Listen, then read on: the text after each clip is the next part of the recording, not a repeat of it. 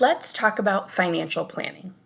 The objective of this section is to summarize the process of planning for financial management. A financial plan is a plan for obtaining and using the money needed to implement an organization's goals.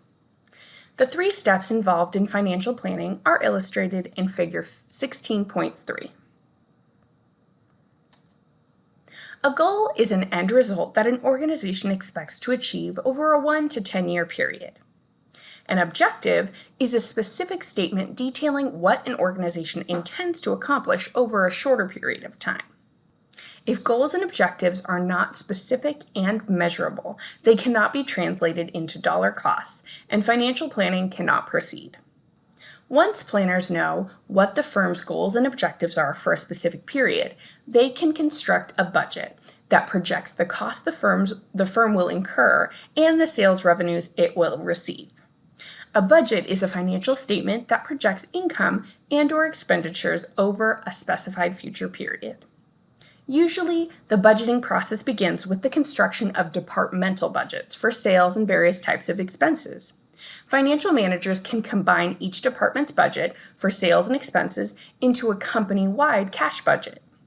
A cash budget estimates cash receipts and cash expenditures over a specified period. Figure 16.4 shows a typical cash budget for a retailer. Most firms use one of 2 approaches to budgeting. In the traditional approach, each new budget is based on the dollar amounts contained in the budget for the previous year.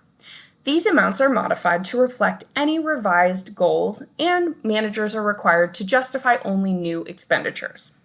The problem with this approach is that it leaves room for padding budget items to protect the sometimes selfish interests of the manager or their department.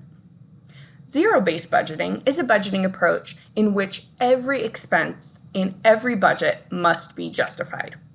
To develop a plan for long-term financing needs, managers often construct a capital budget that estimates a firm's expenditures for major assets, including new product development, expansion of facilities, replacement of obsolete equipment, and mergers and acquisitions. The 4 primary sources of funds, listed in Figure 16.3, are sales revenue, equity capital, debt capital, and proceeds from the sale of assets. Future sales revenue generally provides the greatest part of a firm's financing. A second type of funding is equity capital. For a sole proprietorship or partnership, equity capital is provided by the owner or owners of the business. For a corporation, equity capital is money obtained from the sale of shares of ownership in the business. Equity capital is used almost exclusively for long-term financing.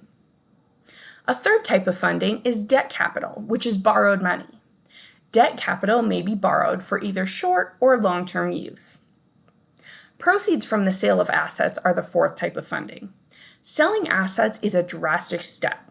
However, it may be a reasonable last resort when sales revenues are declining and equity capital or debt capital cannot be found. Assets may be sold when they are no longer needed or no longer fit the company's core business. It is important to ensure that financial plans are being implemented and to catch potential problems before they become major ones.